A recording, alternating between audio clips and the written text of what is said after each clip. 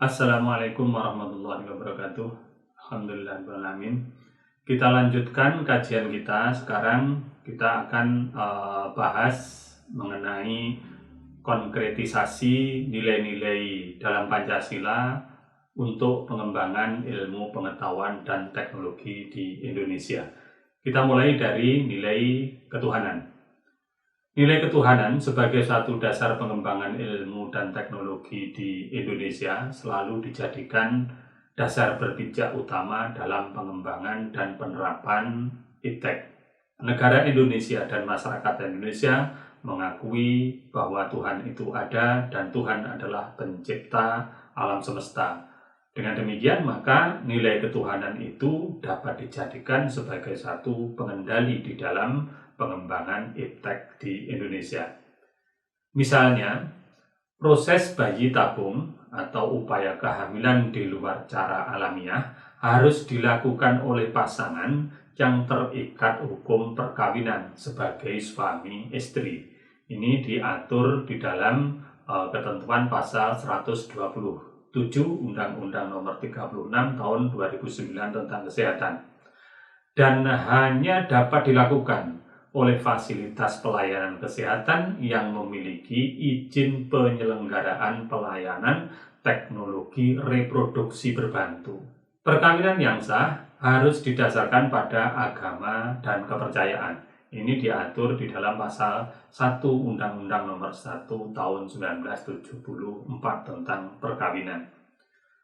Jadi berdasarkan ketentuan tersebut, maka kita bisa lihat, meskipun teknologi untuk bayi tabung sudah ditemukan, namun penggunaannya harus tunduk pada nilai-nilai Pancasila yang diwujudkan dalam peraturan perundang-undangan, yaitu Undang-Undang Perkawinan dan Undang-Undang Kesehatan serta peraturan menteri yang mengatur tentang reproduksi. Begitu juga dengan teknologi yang sekarang sudah banyak ditemukan. Di beberapa negara, ada negara yang sudah memberlakukan suntik mati, karena suntik mati itu dianggap merupakan suatu hak dari setiap orang yang menginginkan kematian. Itu terjadi di beberapa negara liberal, khusus di Indonesia tidak pernah akan mungkin itu dijadikan hak. Yang ada di Indonesia itu adalah hak untuk hidup, tidak ada hak untuk mati. Ini menunjukkan bahwa ternyata di Indonesia, baik dalam pengembangan ilmu dan teknologi, sangat menghormati nyawa manusia sebagai suatu anugerah Tuhan yang Maha Esa.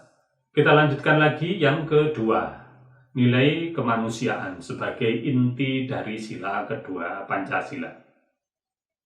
Nilai kemanusiaan sangat diperhatikan dalam pengembangan iptek di Indonesia. Misalnya, diatur secara jelas dalam pasal 2 Undang-Undang Sisnas Iptek bahwa iptek dikembangkan berdasarkan asas kemanusiaan. Yang di dalam penjelasannya diuraikan bahwa yang dimaksud dengan asas kemanusiaan adalah bahwa penyelenggaraan iptek harus memberikan perlindungan serta penghormatan terhadap hak asasi manusia, harkat dan martabat setiap warga negara dan penduduk Indonesia secara proporsional. Jadi dalam konteks ini ada pembedaan antara warga negara dan penduduk. Bedanya, kalau warga negara Indonesia itu secara yuridis dia adalah warga negara Indonesia, baik yang tinggal di Indonesia maupun di luar Indonesia. Tetapi kalau penduduk Indonesia adalah setiap orang yang berdomisili di Indonesia, baik itu berstatus sebagai warga negara Indonesia maupun warga negara asing. Contoh praktek yang baik di Indonesia yaitu pada saat ada relawan-relawan yang diwajibkan untuk membuat suatu surat pernyataan kesediaan menjadi relawan dalam uji klinis virus COVID-19 di Jawa Barat beberapa saat yang lalu.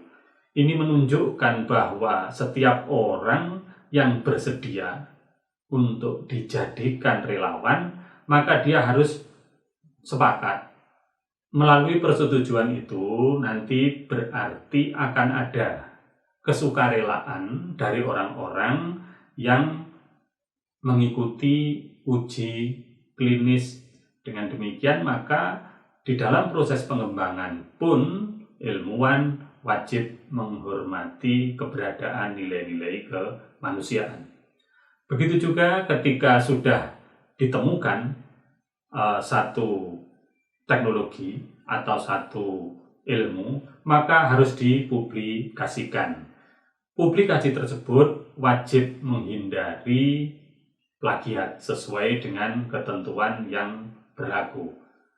Pada saat ada pencegahan terhadap plagiat, ini merupakan satu penghormatan terhadap hasil karya ilmiah milik orang lain. Kalau toh mungkin dirujuk, maka perujukannya pun harus sesuai dengan ketentuan dalam penyusunan karya ilmiah.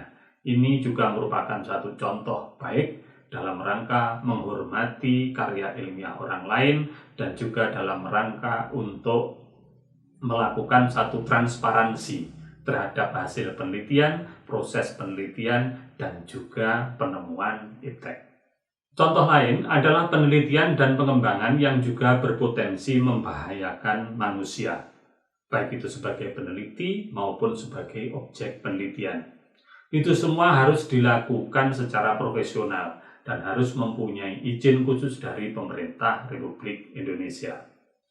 Misalnya, pada saat orang melakukan satu penelitian dan pengembangan tentang teknologi nuklir, baik itu ilmuwannya, maupun respondennya, maupun orangnya, termasuk juga apa saja yang dijadikan sebagai objek penelitian, itu harus diuji, harus diteliti, dan juga harus mendapatkan satu persetujuan. Ini merupakan satu bukti tentang perlunya menghormati asas kemanusiaan. Harapannya apa? Hasilnya tidak menimbulkan suatu pelanggaran terhadap hak asasi manusia. Sebagai satu perbandingan, saya akan tunjukkan bahwa ternyata pemerintah Tiongkok tahun 2019 juga pernah memidana ilmuwan karena dianggap melanggar prinsip kemanusiaan. Risiko dari rekayasa terhadap bayi-bayi tersebut, maka kelak bayi tersebut akan tumbuh dewasa dan memiliki keturunan yang termodifikasi secara genetik. Kemudian mereka mempunyai satu kelainan-kelainan yang mungkin dapat menurun pada generasi-generasi berikutnya. Hal ini juga berkaitan dengan kemungkinan adanya perubahan jangka panjang terhadap ras manusia. Inilah yang saya sebutkan bahwa ternyata baik itu di dalam proses maupun di dalam penemuan hasil dan penerapan hasil, semuanya tetap didasarkan pada nilai-nilai kemanusiaan. Itulah yang bisa saya sampaikan. Mohon maaf apabila ada kesalahan. Terima kasih. Assalamualaikum warahmatullahi wabarakatuh.